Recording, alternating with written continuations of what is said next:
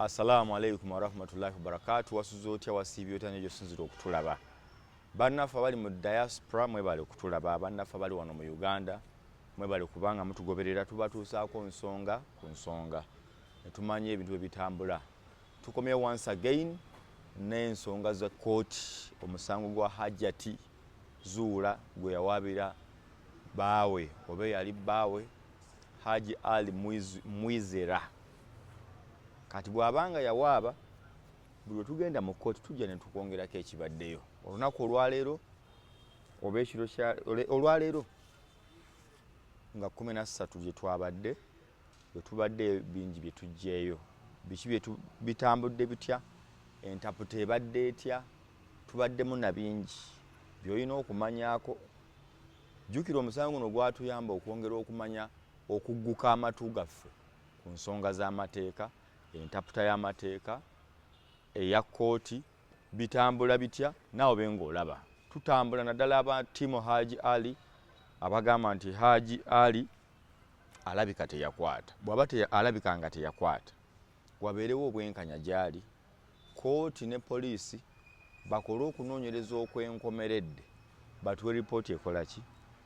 ey'enkomeredde, era basalewo eyakwata asibibwe oba teyakwata afulume. Ate awo tugambe Hajjati Zuula leeta yakola ki eyakwata omwana. Council Freedom sanyusa okukulaba se. Oli bulungi yahe? Ndi bulungi nnyo. Babuuzeeko. Ngenda bannanga batulaba babeerako. Bawagira Megatron mwenna mwebali mukola ky'amaanyi. Twebaza Katonda olwa buli omu afunye ekirungi. Ate abafunye ebibi tubasabira. Tubagaliza okulaba okulungi n'okuwuliriza okulungi. Okay. Straight abantu mbabuulira tubadde mu kooti olwaleero. Mu kooti ekibaddeyo kibadde nti Haji Ali yali yayitibwa okuddayo. Jjukira twagendayo nga 30 omwezi ogwali ogwa October. Ne bamugamba ojja kukomawo nga 13 November. So olwaleero azzeeyo nga 13 zaali 3 nga 13 bw'amaze okutuukayo ne bamusomera bupya ne baleetera ddala ripooti ewedde wammanga Haji Ali okoze booti ne booti ne booti n'emisango ne bagituwaamu. nja kuba mbikwongererako mu maaso ebyo naye kati kansooke ngendeko mu mateeka. Kakati mukulu Freedom, ensonga gye nyina kati ku mmeeza y'amateeka. Twali mu High Court luli. High Court netulaga nti nno weetuuse kati ebyemabega bikoze eki biwedde. Aye twabaye batugamba aye mulina okuddayo. Baali baabayita. Nali mmanyi High Court bwe beetuyise ebemaze mukita supersede what takes precedent. Yes. Kakati omusango guno nagamba luli nti gugenda kugezaako okuyamba public, era nakati okyogedde okugezaako okuyiga n'okusoma amatono tunaddala basics, kubanga basics tuzeetaaga. Abantu bangi nnyo bakozeseddwa ensobi, bafereddwa oluusi lwa bu basics buno obutono. Kati omuntu eyalaba Haji nga bamututte mu High Court n'alowooza nti bino biwedde, tomunenya, kubanga ye abamanyi nti kooti ya waggulu kasita etandika owuliriza omusango ento eba tekola ki naye bwe kyo bwe kirina okubeera. Kati ekyenjawulo ekiriwo lwaki sitonenya yakitaputa bw'atyo kubanga amateeka kati aba alina okugagendamu mundako katono. Olwo tuba tugayingiddeko munda. Oba olina okuba nga ogayingiramuko munda katono. Omusango gyonna egya criminal, luli twanyonyola criminal kyeki, girimu ebiwayi bibiri. Girimu ekiwayi kye tuyita misdemeanors.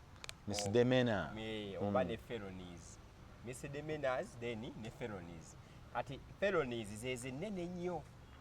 Felonies eki? Felonies zeze nnene nnyo nga emisango nga minene nnyo. Kati ezo felonies eziri capital in nature nga nnene obanga ekibonerezo kyakufa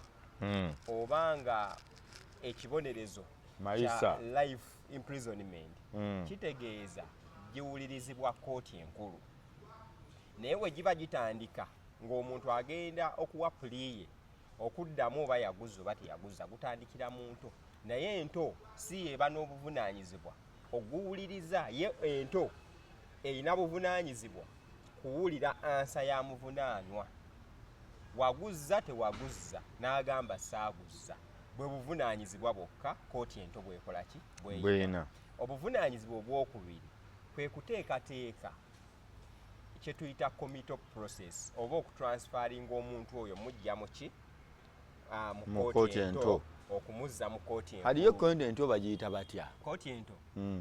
eno bagiyita high court eno bagiyita batya bagiyita magistrates court or chief magistrates court chief magistrate court ayo nze mpulira grade anti kati chief magistrate court esobola okubeerako awo wennyini weeri esobola okubeerako nga kuliko grade 1 ne grade 2 ati grade 1 yewuliriza emisango ate egiddirira chief kuba chief yaba atwala magistrate area magistral area ey'ekitundu ekyo magistral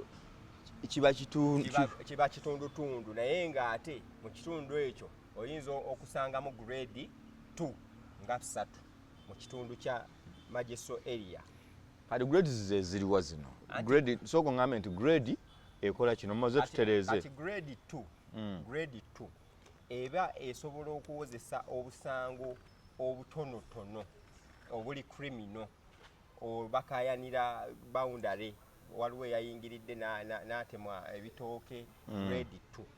obitooke bya neighbor watemye ekitooke kyange watemye ekitooke kyange okitegeera bulungi wabaddewo domestic violence ne mwekubamu awo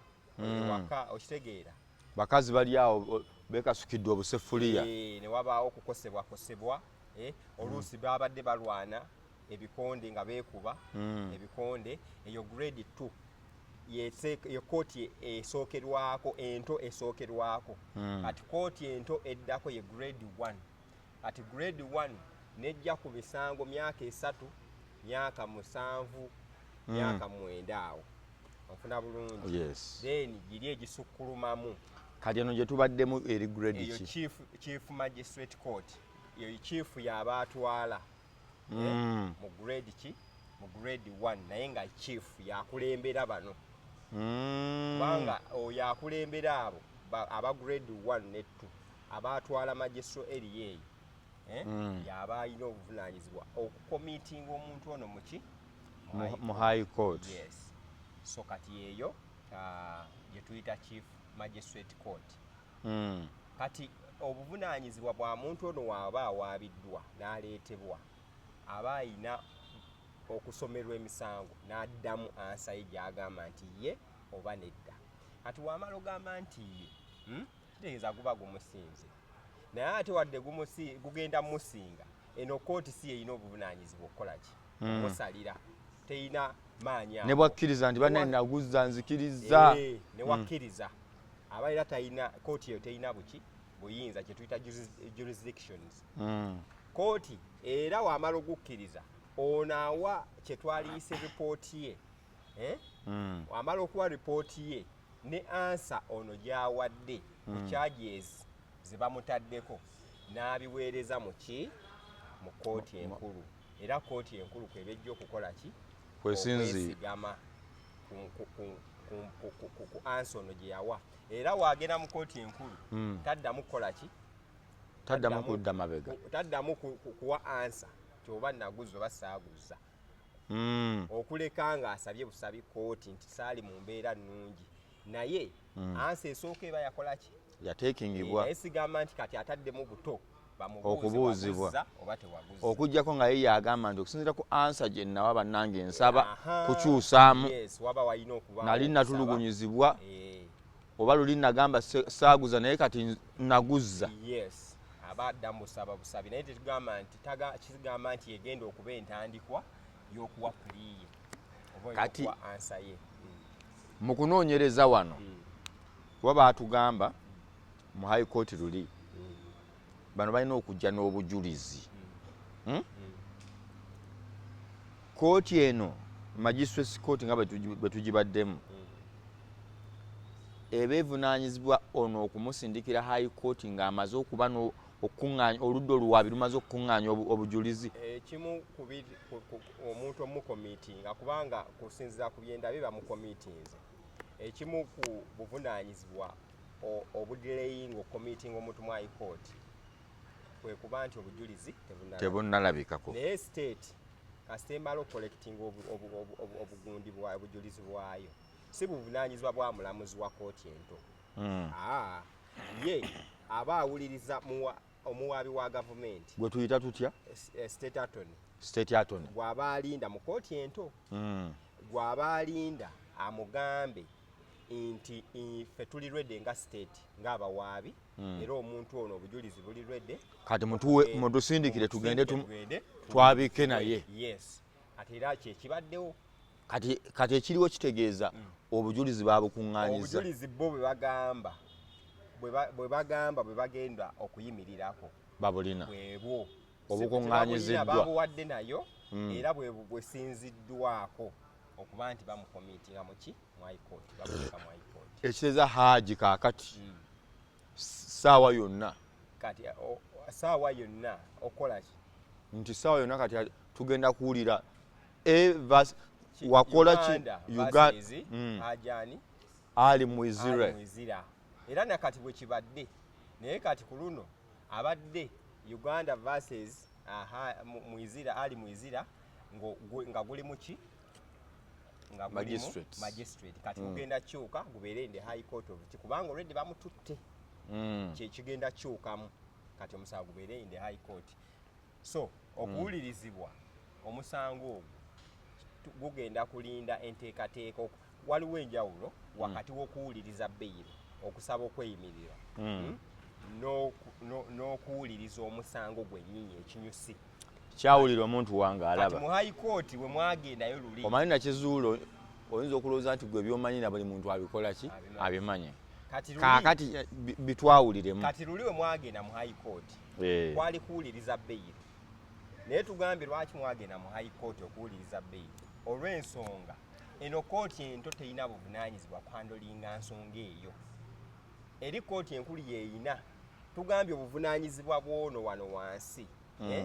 just kuwuliriza ansa nakuteekateekakiri ekyali kitabudde nti olede eri bamukkiriza neno n'akomawo kati eri kwali kugezaako etteeka liri kind enough nti wooba okyanyigiriziddwa wano ng'obujulizi bukyabuze etteeka likugamba osobola osooka n'odduka eri ofune obujulizi busobola okubulira okumala omwaka genda mu eri kooti erina obuvunaanyizibwa ku misango egyo. Kati nkutegedde eno magistrates court kigikakatako okuweereza high court omuntu ono oba omusango guno ng'emaze okukuŋŋaanya obujulizi bwe kiri naye ate yadde ekyanoonya obujulizi terina ate buyinza bugamba yadde tetunnafuna bujulizi katukuwe bail. Kati awo abagezi mu mateeka bwe bagirayo ka clause tusobola okukola production warrant ekisooka ate ekyokubiri tusobola okugenda mu eri kooti erina obuvunaanyizibwa omuwuliriza omusango guno esooke ekkiriza omuntu ono awoze ng'akola ki ava wabweru kubanga ono atamuyinaako obuvunaanyizibwa ate tasobola mmuta. Naye kakati awo kati embeero ya Hajji ndaba etabuse. No tetabuse andi weetabukira waawano mu bwe byateekebwa mu bisuubirwa okuteekebwa mu report mu gundi mu bail report bano gye baagala mubaamu nti bano tebannafuna nabo ki bujulizi kale ate kooti ekugamba twabufunye olwo bagenda okukwata akalipo ekyo tekiira ngeri wekikosa bail application wa kitya ebiseera ebisinga n'okufuna obufunyi obujulizi kitubufunyi kiyamba kuba olwedde oba obumaze obussaayo kuba oba okyanoonyereza ate kiyinza okunkosa sayidi endala kubanga oli ayinza okugikuma nti oyinza okugenda n'otabangula obujulizi obwo. So it is two way olumu kiyinza okuyamba bayinza okugamba nti bw'aneetaba n'abantu bali obujulizi buyinza okubulankana. Tukyanoonyereza singa muba mumutadde ayinza okutaataaganya ennoonyereza, ayinza okuinterferinga ne investigations. So kitegeeza we ziba zaawedde nakyo kiyinza okuba ku advantage takyasobola kukola ki hajali so it is two way. Tosobola gamba nti olw'okubanga obujulizi bwaweereddwa kooti, so obujulizi buba buweereddwa kooti kasita omuntu ono suspect oba accused person kasita kakasa kooti tagenda kukola ki kuinterfering nga kooti eba esobola okukola ki okumuwa nemuta. Kaakati omaze okubiraba ebyo tuddayo nga 13 ku Monday eno 18 ku Monday eno tetukyadda mu kooti ya wansi era batusiibudde yo tetukyadde batusiibudde era bamuwaddeyo mu high court batusomedde ne bannange omuntu tasaana kusibwa naddala nga talina musango tasaana kusibwa naddala nga kuba bambi ndabye waliwo ekikyala bambi kikaabya amazigaawo naye abantu bakubye n'enduulu awo nga babagambye nti kakati omusango tuguwaddeyo gugende mu high court nga balinga gebagambye nti ate bamutadde. Essanyu livaawo awo kyekireeta abantu okusanyuka. Ekisooka kiri kya mirundi ebiri kubanga luli wogamba nti omuntu tewali bujulizi ng'ate ali munda abeera mu space ekiddako batukola ki tokimanyi naye kati walunga nti obujulizi bwe buli nga nze mmanyi saaguzza kitegeeza onnyanguyirizzaako okuwulirwa kwanguwe onnyanguyirizzaako okuwulirwa kwanguwe. So luli obadde ogenda kummalira obudde nga nkyali rimande banoonyereza ddayo tetunneeteekateeka kooti tetunnaba kusobola bangi gye bali abasibe nga bakyali awo tetunnaba kumiitinga naye nga lwansonga state ekyanoonya buki oluusi bujulizi. Kooti entabuddemu olwaleero Haji ne Hajati bazze bamutawaana nnyo leero ku kooti. Mu ngeri ki? Hajati agidde kabangali ya poliisi. Waliwo n'angamba nti alabika bamuvunaana emisango alabika alina gye bamugya mu kaduukulwa gy'asooka awoze gino bamale bamugzeeyo mu ki. Amala n'angamba nti nedda ndoza for her security bazze bamuleetere ku ki ku kabangali. Ekyo kiba kitya. Munnayuganda yenna kisooka woba oyina ene security threat insecurity yonna gy'osuspecting oba gy'oyitamu okkirizibwa okugenda ku poliisi. Nange basobola okunnona. Okunona okolaki? Njagala genda ku kooti naye mpulira siri okay. Siri fine yange. Because poliisi ssemateeka emulagira kuuma bantu na bintu byabwe. Banansonyiwa okunywa naye sibadde bulungi. Abantu batandikira ku muntu kubanga oba tokuumye muntu oba tusobola kukuuma bantu. Kati kitegeeza oba owulira nti oli insecure so ogenda ki. So kati it is evident nti ffenna twalabako Hajati ng'abantu bagezaako kola ki omukuba olube. Yes, kati ekyo kyo ddembe lye okugenda okugaba mu buyinza twakirabako ne ku gundi ndowooza oba yali Nambwayo omusango gwa Nambwayo ye ne Ssuuna bwe yagenda n'asaba bamuwe ku security kubanga yali ali mu ki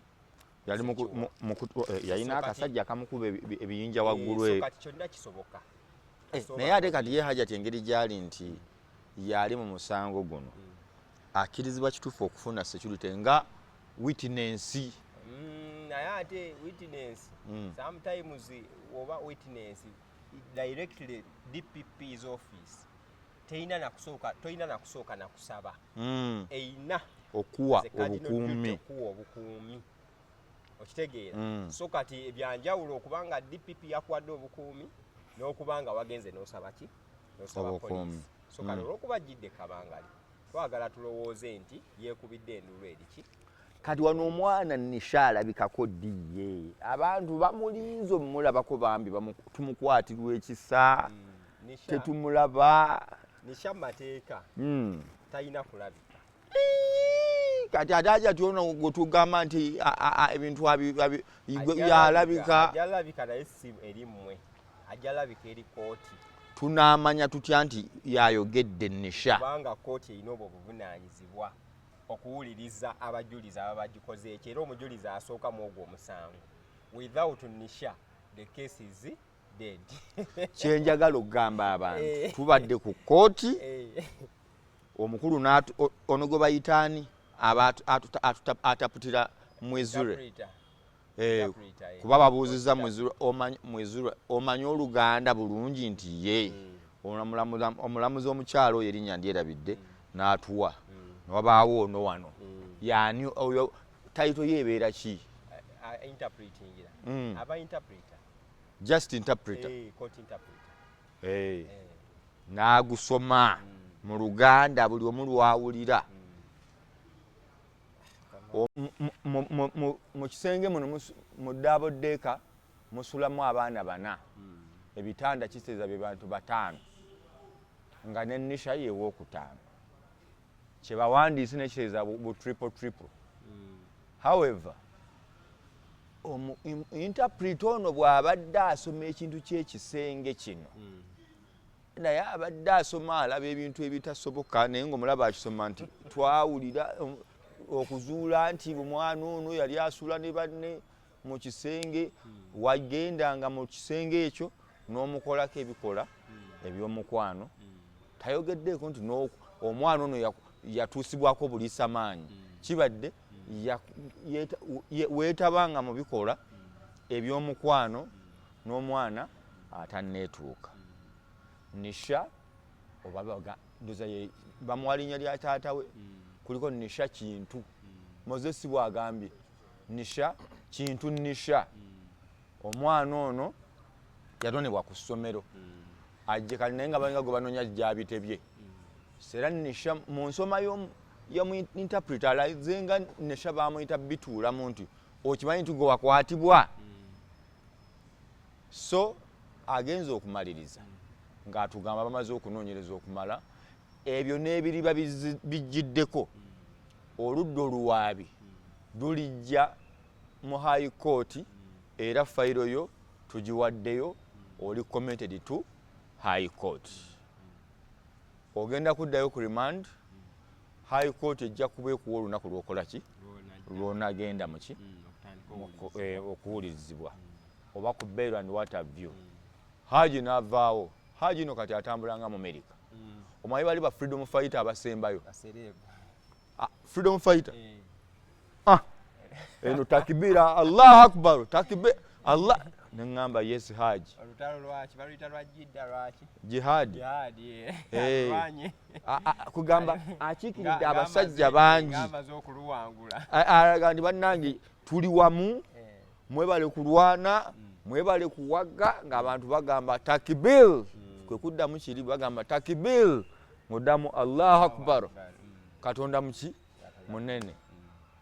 kakati Haji nakkiriza naye nno neerabidde okugamba naye ye teyajjidde mu kabangali yajjidde mu Dabo Cabin special ne bamuleeta bamuggulira bugulizi oli musibe alinga gundi bano bakatero PSU emulese gye bayita PSU Dabo Cabin bamuleese eri awo ne bamuggulira bulungi nnyo ne bamwambusa empingo zo zibaako basajja bakambwe bazikussaako wano ng'ojja bagikugirako wali wennyini ng'oli wa mulamuzi omulamuzi olumala okugira era nga bagikuddizaako kati sayansi kyali awo kyandibadde nti bwe mba nzize mu kkooti throughout sandibaddeko mpingo naye bw'oŋŋamba nti mbeera just free nga mmutunudde mu maaso bwanzijako amaaso te ne munzizaako awo wennyini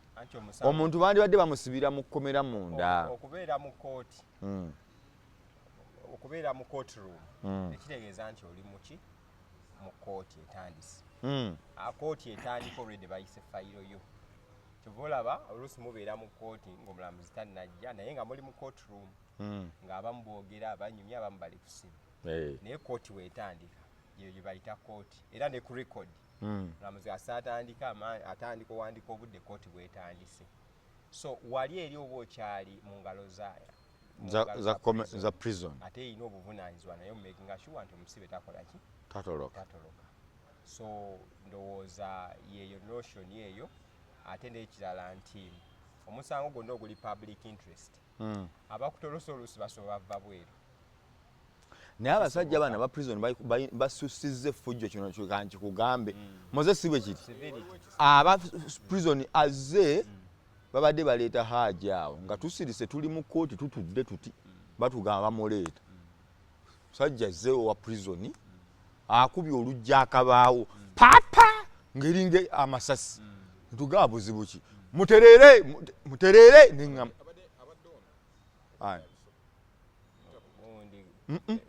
ŋŋamba nga tebannayingira wa prison yayingidde kati bwayingidde oyo interpreter n'olyoka omulaba nga ajja naye wano mu kukuba tojjukira nga haaji abadde n'okuyingira ayingira awo bakamuyingiza emmotoka yakamuyingiza abantu ne bakuba endulu omusajja n'ajjayo emmundu owa prison mukomeeri n'agijjayo nekiri wano nga kikambwe impunity yeriwa butagambwako basirikale oba bateekamu tuyinza okuwamba omusibe n'ekitali ekyo professionalism y'abantu ababeera mu institution era emabegako mulembe gwa Kayura kyeyagezangako okwadvocatinga agamba ayagala poliisi agijje mu kuba nti poliisi buli asanga yagibeeramu agisse mu ngalo y'aba professional ye yali yagimilitarizinga nga yaba amagye anti twali mu kiseera kye we twadvocatingira ate poliisi esusse nnyo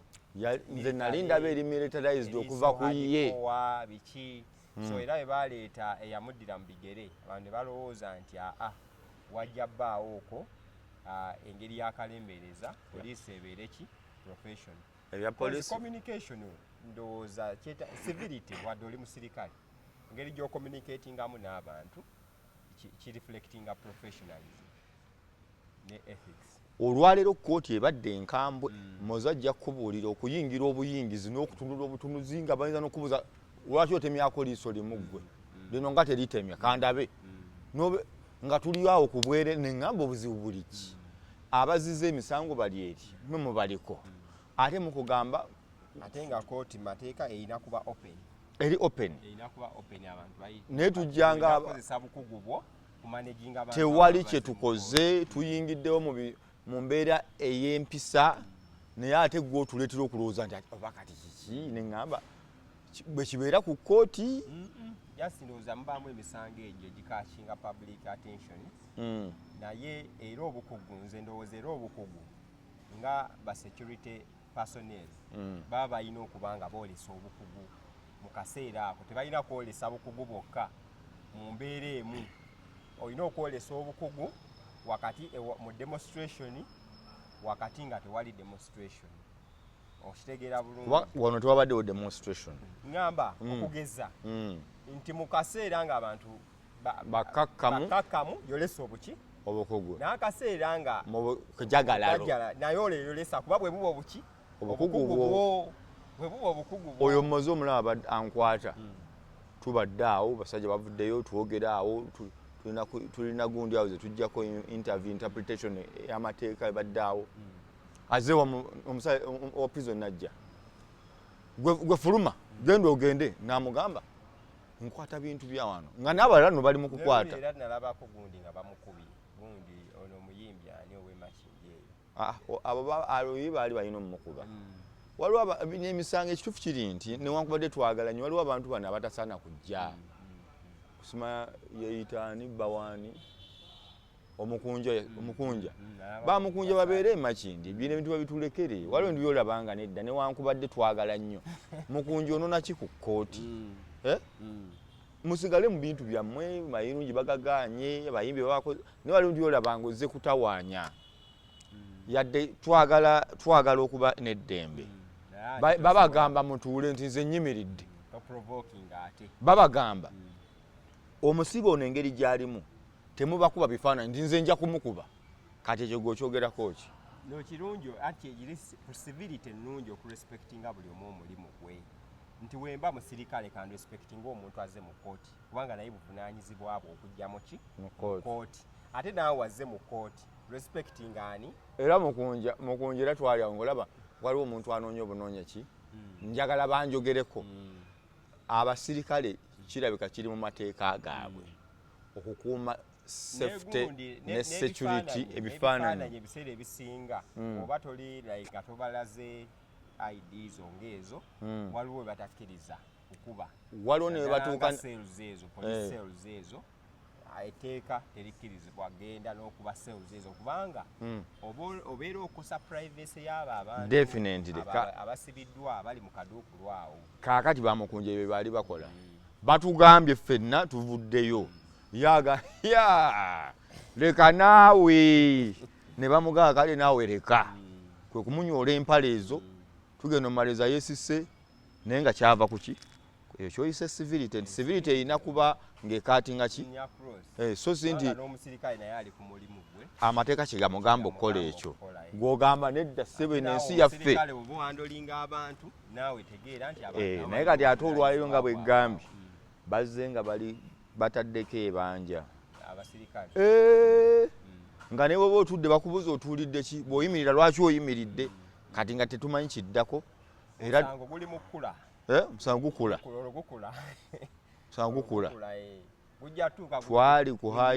twali ku high court luli nga waliwo omukazi balabe kuba zuula ye yamutuma nuludiino yalina obuzibu kuzuula simanyi sikakasa yajja omusirikale nga mukazi ajja bwati ng'alondamu nze alo lwaki okwata ebintu nemugamba abantu nga 5 nga tukwata lwaki nze nti ndaga kaadiyo nti yeeno sooka ojje nojja ndaga byokutte n'omugamba madam nobawa abamugamba abasirikale bano tomumanyi nuludiini tobeera mu Uganda oba bamugyeyo kyegeegwa simanyi nga nenjagala mmubuuza kati gwoba tomanyi okola ki Kampala kuba siga nti buli omu alina okummanya naye wabaawo byolabanga bikkakatako bw'oba tomumanyi weekako bikole ki omumanyi banne ne nagira mba ndi awo ne wayita ebbanga naye omanyi sooka ompe ku ssimu yo nenjimuwa toddamu kukwata biki ne mugamba essimu yiiyo kati nnoza aba atuuka eri ne wabaawo amugamba essimu y'omusajja otwala yaayi omukazi oyo n'agikomyawo n'aŋŋamba kwata essimu yo neŋŋamba oba zuula yakirimu saakitegeera kye tuyita abuse of discretionary powers okitegeera discretion yo ogirina kwandolinga ekintu naye olw'okuba obuyinza obwo n'obukozesa buti nga mulaba neesibyeko era nga nze kiri kyoyogedde nga ŋŋamba ono alina kyanoonyaako bwaŋŋaana okukwata sijja kukwata ne muga simu gy'oyagala because adde oyinza n'okuba wogezaako omu agiwinga asobola okusaawo embeera that is the impunity Rwanda ntagamba kubanga oluusi abasirikale abamu baba tebaagala kusingibwa naye ate yali mukazi kino kye twogerako wano nti yali mukazi nga nkimanyi nti kati ono omukazi anoonya kugamba nti Nurdini yamumanyidde olw'okuba muki era bwe yabiŋŋamba buli kiyaŋŋamba nga nkikola ne ŋŋamba kati ono omukazi ayaka bamugambe oyo alwanirira mu ddembe ly'abasajja kati naaga kangezesa alabe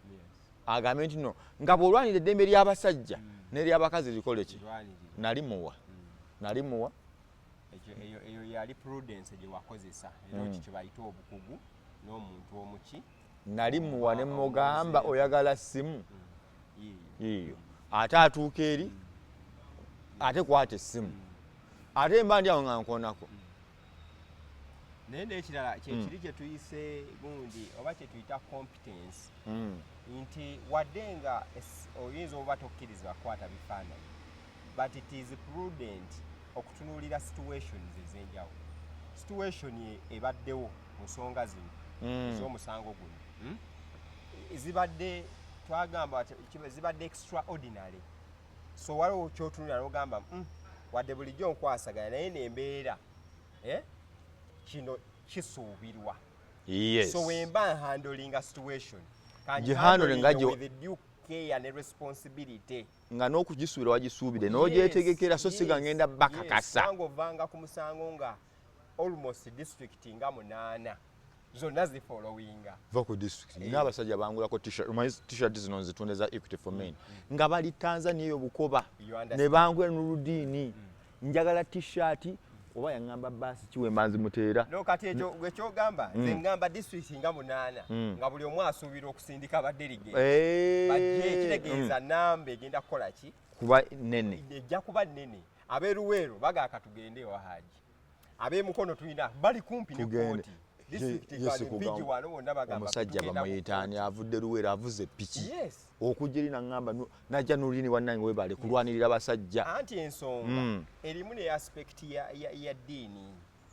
N'eddiini mweri Haji anti neyamuwaabira musiraamu Hajjat. Yes, but then omwami because gwe yawaabira oba public erowooza nti waliwo ekitali kituufu. Respect title ya Haji. So kijja ne kijjamu title ya Haji. Nange lwaki mukazi gwe lwaki ovoola obusiraamu. Father yakoze kino.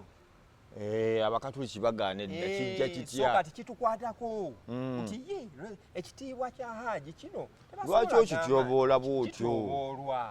You understand? Katuveeyo. So bajja because baagala balabe nti ekitiibwa ekyo nakyo tekiweebuuka. So kyangu nnyo weeruweero imaamu okujja. Kyangu nnyo imaamu w'egindi okujja. Abeewaagaleka tulabe ku bwenkanya bonna. Kuuma ekitiibwa ekyo. Naye nga njogera ku basirikale njagala kwebaza ate bennyini abo abasirikale. Twasanga abasirikale b'ekigo ku kkomera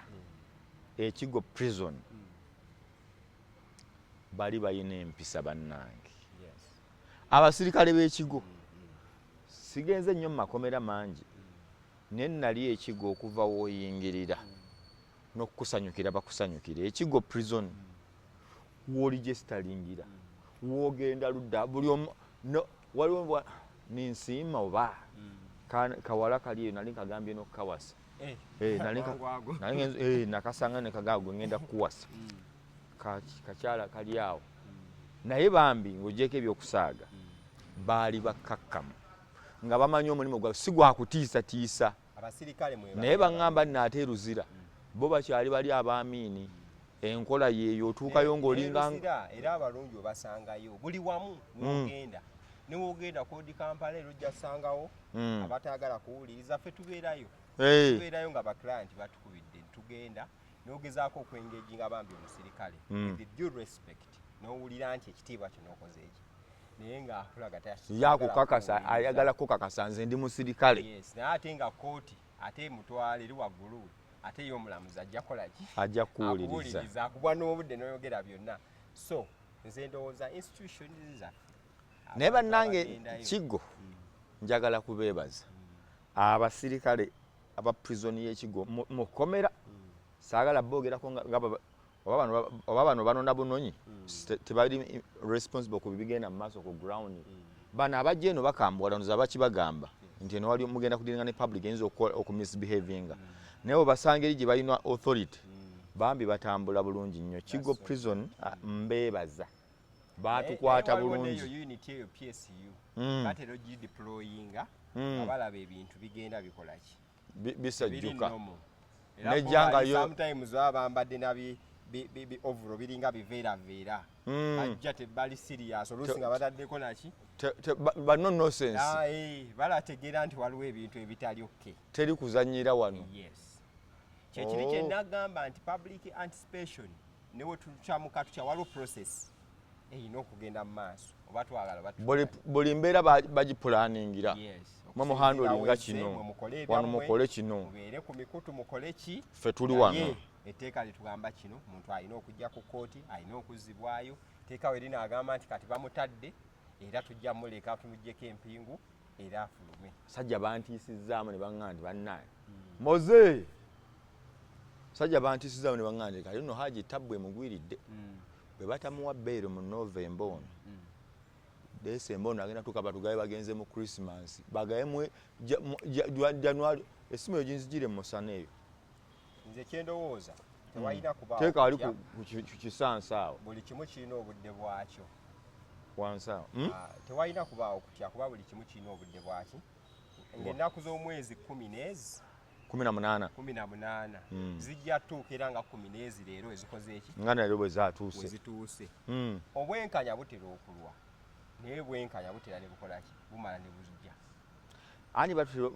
nga bw'okyogedde baatugamba nga justice delayed is justice denied for the case of Hajj for now njagala kulowooza nti tetundaba ku delayinga it is not delayed so far ekituufu tebadde delayed ani bwe tugamba omusajja teyazza musango lwaki tebamuta ate twagala baba bamuta bwe bagamba teyazza musango ajja tibamusibe kati kankubuuze tetwagala tukoya abakazi abawaayiriza abasajja sooka ombuuzi njagala tubeere serious bwe tugamba nti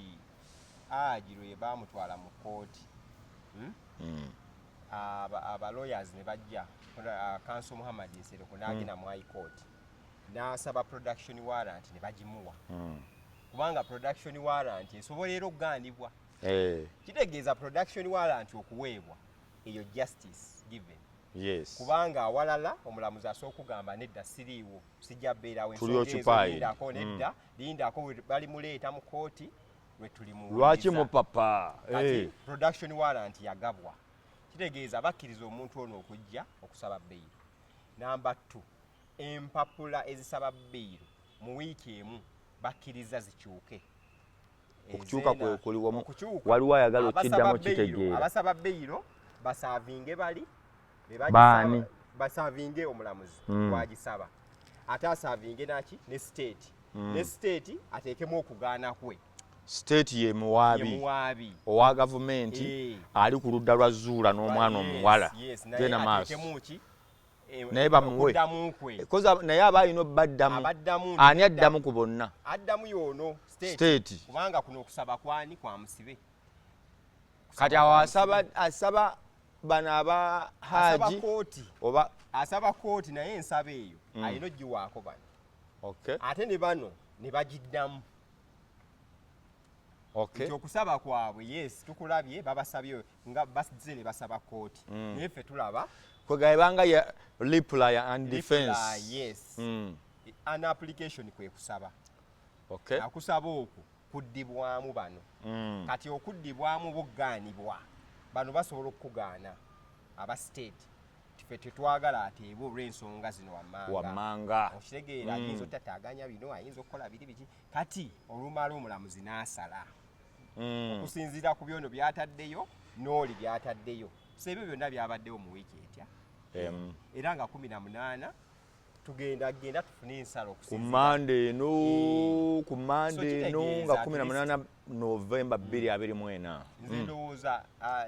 kwabaddewo okwo ku fair speed kitwalise fair speed okulaba nti kubanga n'okwanguyiriza ennyo okususse sometimes ale nako kuleetera okusobya ebintu discouraging ki justice kubanga okwanguyiriza ennyo ate kusobola okumpa obuteetegeka buki obuteetegeka bulungi so nze ndowooza nti obwenkanya bujja kuvaayo ate kooti nkakasa erina obukugu obusobola okutunulira mu nsonga zino era nezekenanya tukyagenda maaso wano ku Megatron Media ne Nuruddin Ntege Media genda ononye Nuruddin Ntege buli wantu ogisanga Nuruddin eri NOOR DEEN NOOR DEEN Ntege subscribe share like comment n'akadde kakonemu ne Megatron kyekimu tugenda maaso olina kyobuuza kyoteesa t-shirt zino nkyazitunda eza Equity for Men abasobola otuweereza ku ssente abasobola otuwa obuyambi abasobola okutwegattako Equity for Men kibiina kirwanirira abasajja kibiina ekivaayo okulwobanga abaami balina eddoboozi abo balina okunyigirizibwa nga temufunye bwenkanya abo abalina okukakasa nti ebyaddala bampaayiriza so si nti gwe wakwata omwana w'abandi wabba ebintu by'abaani nti mumpolereze nno oba munjogerereko nno tuli ku oyo agamba nti amazima amatuufu nawaayirizibwa amazima amatuufu naawe waliwo aliayo nga musajja mugagga alina ebintu byagawa omukazi antaddeko buli kintu babitwala nina omwami yankubidde essimu ali eyo ntebe omukazi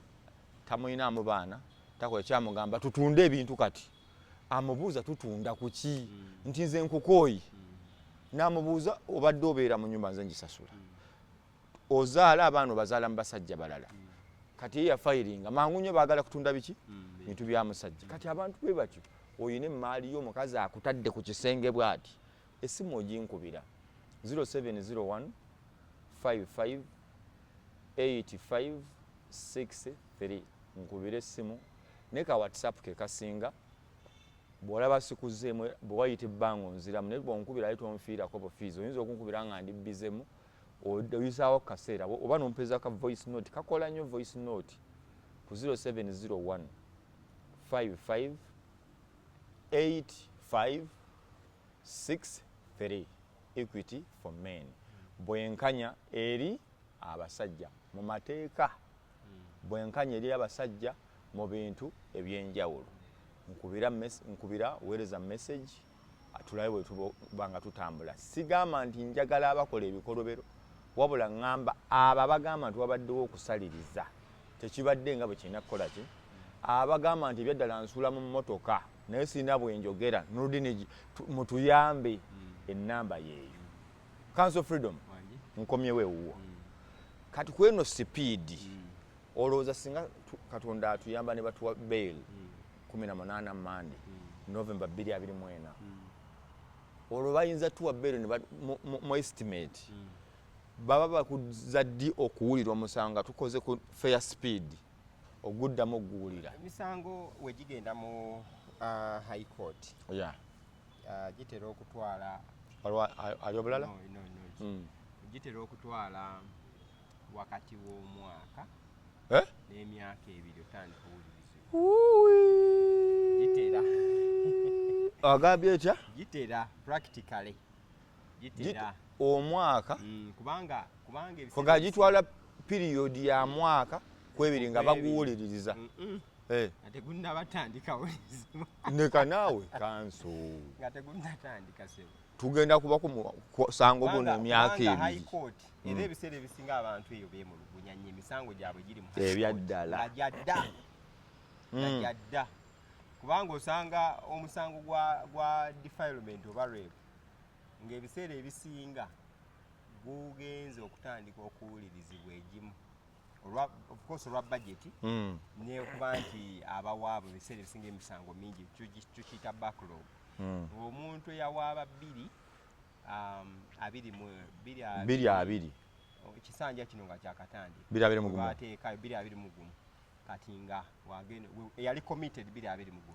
kati ennaku zino nga wagenda batandika kumuwulira n'emisango oba ogiraba gino egy'aba clerics aba muslim clerics bateeka mu high court oba olaba ndenza gyali gyalwawo era ogenda olaba ng'omuntu kumpi atambudde kooti haji bamuleeta haji babaleeta ne mutambula kooti paka lemukoowa ogenda okugira nti bamusalidde naye bamutoleddeko emyaka 4 gyamaze ng'omusango guno gukola ki guwulirizibwa kitegera bulungi so olw'okuba nti high court etera kukwata first come first serve nti abaasooka okuwawaabirwa bebasooka okuwuliriza olumu so kati owa 20 lwakuba nti guno olw'okuba waliwo public interest n'attention bayinza okugulira nebakolaki nebagwanguya naye batera okugamba nti emisango egyasooka katutambule n'egyo tulina okusooka tugende nga ejja 2023 naye nze nina ekirowoozo nti gavumenti ne kooti tebali fair mmwe abalina okusavinga justice gyendi bwe muba mmwe mutalina budde nabikola teri nsonga lwaki nze nfiira kuki ku remand simweba naawe okiraba mmwe muli mmenti kundeeta mu kooti wiiki 2 oba omwezi ogujja tutuuseeyo mu kooti mugamba bannange okusinziira ku backlog gye tulina oyo tuli mulaba emyaka 4 kituufu era kyekimu ku activism gye tuliko tolabanga kiba so unfair eri omuntu ono awangaalira mu nsi nti bakusaayira bitu kale bakugamba watta muntu naye nga badda lwasaawa biki bitooke mukaya noli yaja nasiba ekikomera noga kambisaawe bino bitooke byange olina kusibako kintu ntwe nobeera emyaka ena oluusi nga bakuyunga section ebintu mu bye twogerako byolaba ebyo by'emyaka ena emeka omuntu bakulaga bagenda okizula tagira ne bamuta ne bakola naye ng'ebyaddala tokyaddamu ku recoveringanga kale nga bolaba Haji bwali mu komera kati mulaba tumulwanako naye bizinesi zonna ziba zaafa abaana tebasoma abakazi babatutte kati ogenda omumaliriza naye nga byonna babikugamba bigenda okuggwa nga issue ya tetulina bikola abalamuzi tebamala kooti tezimala noga lwaki temuzimba kooti bazimba wano ebintu ebitakola ki ebitali necessary abaana basomye law nga bakambwe nnyo basobola okufuuka abalamuzi naye ne bakula kubanze ndowooza bwe nduuka mu kooti ze tulina wano ebizimbe byangu nnyo ebyokufuula kooti tekitegeeza kizimbe nedda bo bakulaga bizibuzibu naye nze ndowooza gavumenti bwe kiba nga teri deliberate kunyigiriza bantu kyandibadde nti nga bolaba kati wano we tuli wano Emmengo nti nno waliwo ekkooti bwe kiba kyetaagisa nti temala ndowooza ekisinga okwetaagisa balamuzi na budget ekikulu kwongera ku namba y'abalamuzi kubanga ekkooti ne weesigala ng'ey'Emmengo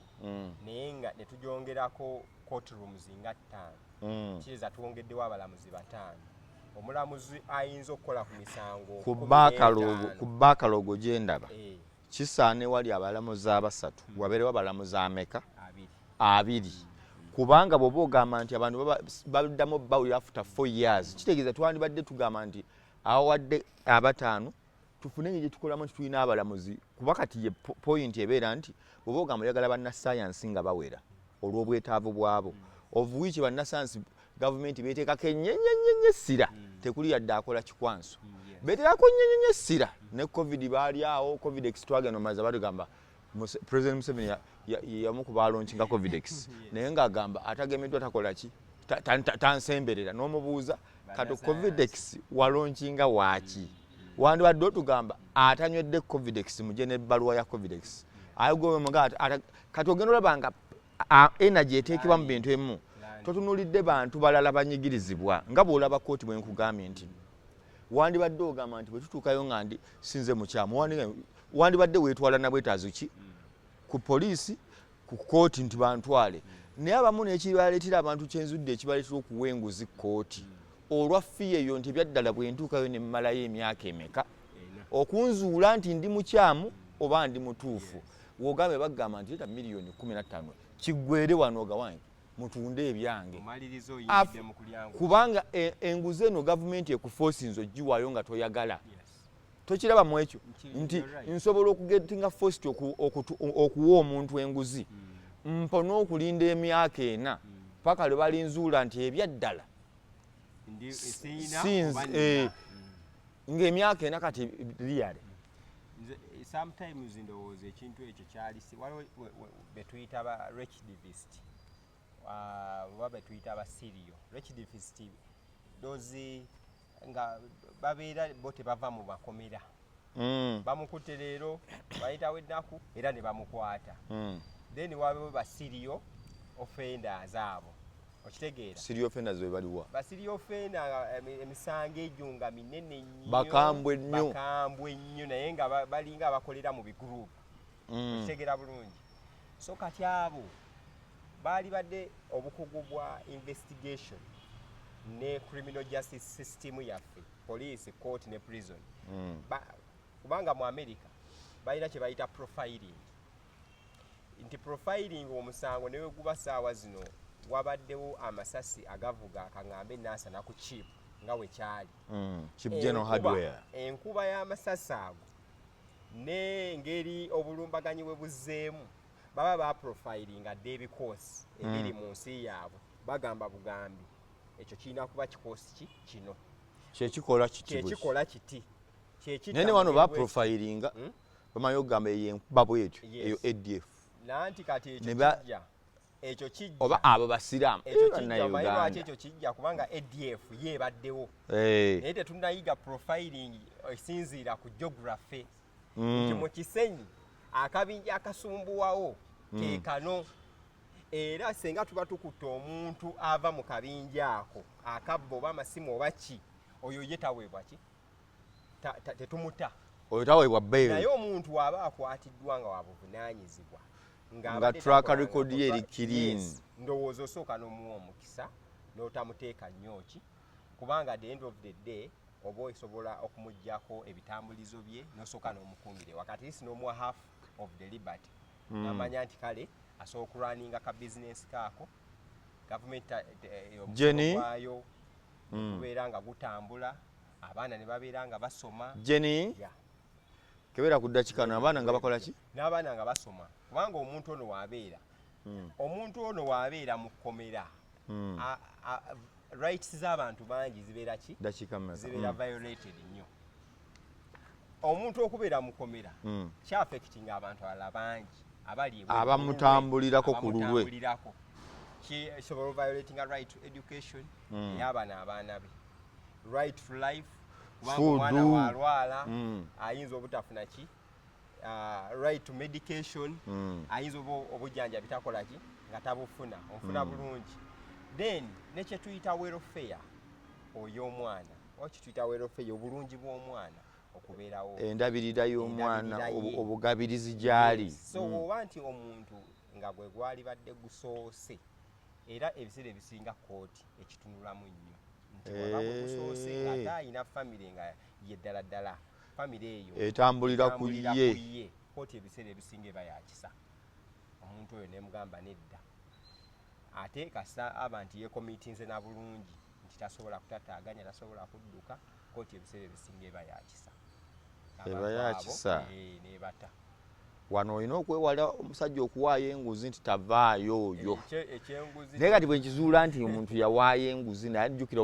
oba toba sente bazava ku eno nezigenda kuyomolamuzi oba wekuba kunoonyereza nga kuzze nga ddala kuli in good spirit nga baagala zuulo bawaliwo enguzi eyayitiika omusango ogwo state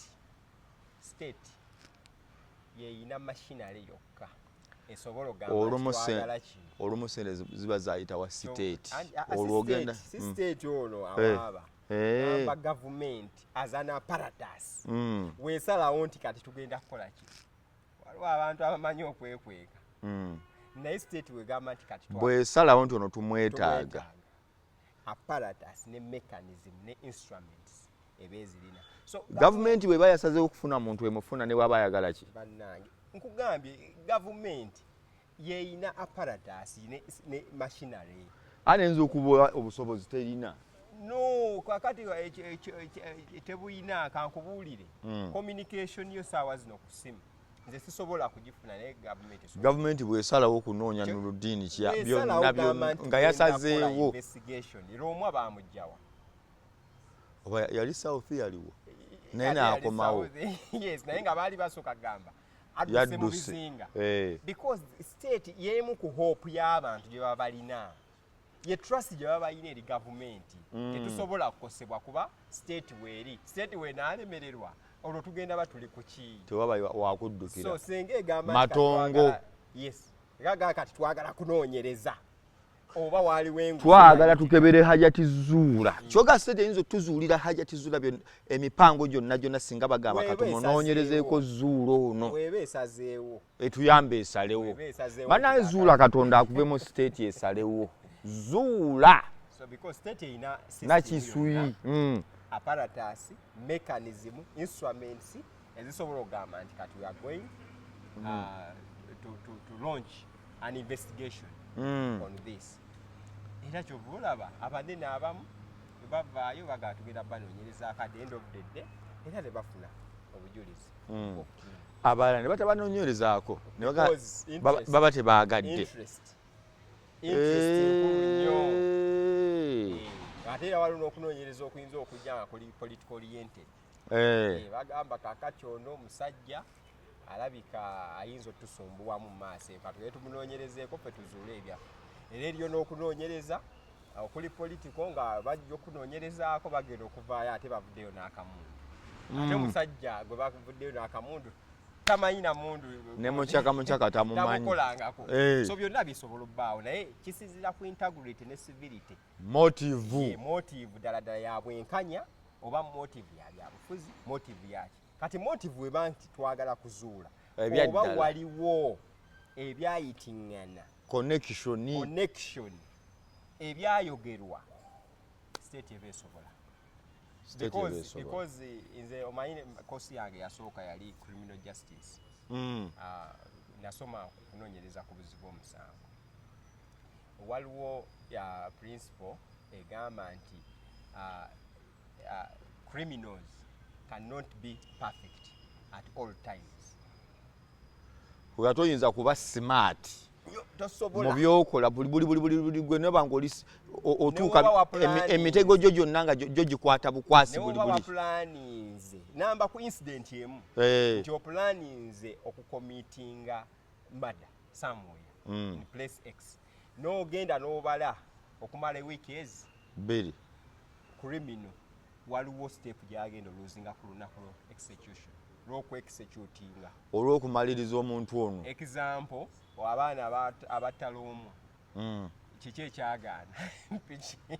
piki yagezaako okumukwatako akyuse mundu agize emabega negaana abakaweesi paka kati batwala n'ebifaananyi tukyabinoonya awo wenyini ng'ogenza okuinvestigatinga wabaawo somehow because tuyita kye tuyita inner perimeter ne outer perimeter wenzija ku inner perimeter ne outer perimeter sisobola kubulwawo bujulizi either era ogenda n'ojjayo kamera nga somehow somewhere abantu abasoba nga balina obulagajjavu bwe bakola awo bw'oba oli mutendeke mu kunoonyereza kati gw'oli nze nabisoma ugambye anti bannayuganda basoma busomi mu bitabo ne bayita anti iriwo ekiti era ekyanzizaayo ngambe nti kati kaŋŋende mu mateeka kubanga nazuula nti ensi yange ate abanoonyerezi ku buzi bw'emisango teyagala basomye eyagala bagenze ku trainingibwa ate nga nze nali nasoma ngezeeko okugayidinga nga forensic expert kuba forensic expert yajja okukwata engatto oyo agikompeyalinga nti obujulizi bwensanze omuntu ono gwenkutte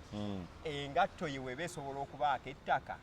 ne crime scene nsobola obikompeyalinga ettaka lyensanze ku ngatto eno neriri ntitwale mu laabu balikebere so nze nkozesa art nenkwata ettaka eryo ze nitwala mu laabu nze balinkeberera njagala kusaba omuntu gwenkwatidde eruweero shooting yakabeerawo naye ettaka liri neryeruweero lisobola okuba nga ki kitegeeza wenkukwatira mu mmotoka nenzijjamu engatto nengikompeyalinga obutakataka obwo nengenda ku crime scene bimakinga laabu endaga nti byebimu kati nze obwo obwongo bwonjagala and that is practical and practical nkugambye wentuula okunoonyereza tukozesa elimination method nze nja kuwa obwongo byensomye nti oba twagala crime scene yabaddewa nti wano omwami n'omukyala balwanye yasse munne kakati neŋŋenda nentandika ku community nentandika okularinga out interview ez'enjawulo omwami oyo bamaze ebbanga ki nfuna bulungi omwami oyo abadde mumumanyiiko ki atera okwagala ku bakyala oba nedda onfuna bulungi kuba omuyafudde onfuna bulungi wemala community kati bakazi batta kati olwo omusajja aba yafudde wemala community nenzira ku baana nemba interviewinga ezo zonna theories ze bampa ngenda nzijamu nga kike noonya motive linki no linki ye interview bindinkinga naye ezo linki zonna ze bampa noonya motive yabadde ki motive yabadde nti okutta kwavudde ku ttaka lye baguze okwosa jjo motive eri nti waliwo ssente eziri ku banka y'omukyala omwami alina pini motive eri nti omwami ono yabadde yafunye omukyala yafunye omwami omulala so mu motive ogenda ojjamu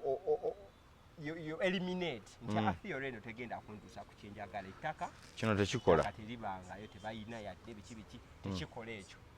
omwami ono alinayo ku baana abalala bayawasizaako naku ngazi izo kino kiyinza okukola ki okukola then after ng'olaba ekikola nga ate n'ogenda n'okinoonyerezaako into details okitegeera bulungi at the end of the day ogenda okulaba ng'okozesa abakugu bano abalina gadgets naawe obwongo bwo ofuna bulungi kubanga practically nze wentuuka ku crime scene ng'eyo nsobola okutunuulira nti kati waliwo abakugu bw'emmundu n'amanya kuba okunoonyereza tekuba kwa muntu omu it is a combination omukugu w'emmundu ajja kujja amanyi ku bika by'emmundu ne speed amasasi mwagakola ki magatambulira gaddukira agambe ne distance agambe nti okusinziira wano omuntu yabadde distance bweti kati ekyo ye wakigamba omukugu w'emmundu kitegeeza ogenda nagwe kutwala obudde bwo otandike okuaiminga distance ogambe waliwo kalina yandibanga yabadde ayimiridde ku kalina waggulu eno waliyo kisaawe okusinziira nti omuntu yakubiddwa wano tasobola banga yabadde ku kisaawe kitegeeza yabaddeko ki so ezo zezimu notisi zojjogatta yes n'ofuna obukugu paka wofuna ekintu kyoyagala okay nkuyanziza mmanyi munnaffe olina kyoyizeemu moze olina kyoyizeemu okuva gye twatandikidde olina byosomye olina byotegedde ku musango guno so ku Monday insha Allah tugenda kubeera ku kooti again tugenda kubeera ku kooti high court wano opposite CPS mujje tubeere ne t-shirt zaffe zino Equity for Men tuzambale tubugirize kooti mutuyambe tuyambagane abasajja bafune obwenkanya Haji waba yakwata avunaanibwe oba yatuusa ensonga ezitali nnungi eri ku mwana we avunaanibwe bw'aba teyakwata afune obwenkanya nga byolina okukola ki okubeera ennamba eri 0701 55 85 63 mozera bajjeni 0701 55 85 63 mpereza message mpeza WhatsApp t-shirt za mitwalo 3 tuwe ku facilitation mutuyambe mujje tubere ffenna mu misango gino tubere ku court tubere nga tutambulira wamu assalamu alaikum wa rahmatullahi wa barakatuh tukwatagana olundi mweraba